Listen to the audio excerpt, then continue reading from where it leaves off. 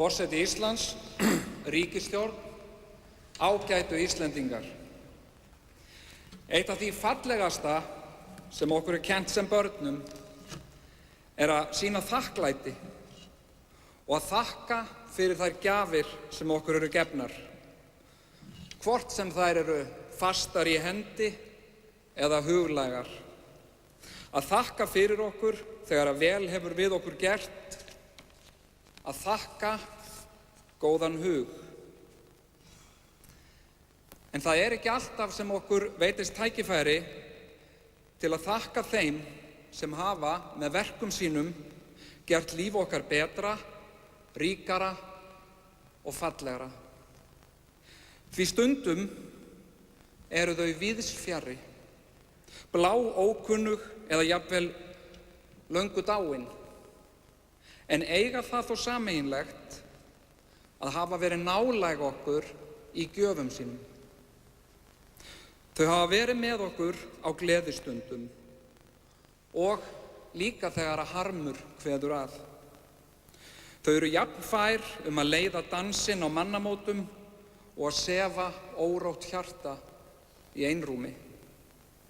Með einbeittum huga, líkamlegri færni og innilegri tjáningu gefa þau tilfinningum okkar form og gera okkur kleift að deila með öðrum því sem annars væri jafn óhöndlanlegt og það raunverulegt.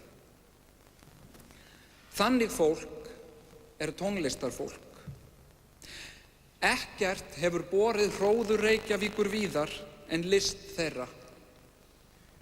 Það því mikið fagnaðarefni fyrir okkur sem höfum notið gjafa tónlistarinnar og iðkenda hennar hér í Reykjavík að geta nú boðið tónlistina ásamt fylgdarliði velkomna í sitt eigið hús. Þannig þökkum við fyrir okkur og búum í haginn fyrir fleiri góðar stundir. Og hvort sem tónlistin sem mun hljóma hér í Hörpu á uppruna sinn í best bónaða flíkli borgarinnar eða í gjaldþrota bananageymslu sem fóðruð hefur verið með eggjabökkum og hvort sem sungin eru ljóð dáins borgarskálds eða reiðilestur unglingsstúlku, þá verður tónlistin ætíð velkomin. Og við þökkum fyrir að hún sé til, því þannig hjálpar hún okkur líka að vera til. En í þessari miklu byggingu verður ekki einungis ráðgast málefni hugans og hjartans með hljóðfæraslætti og söng. Hér verður einnig húsrúm fyrir ráðstefnur.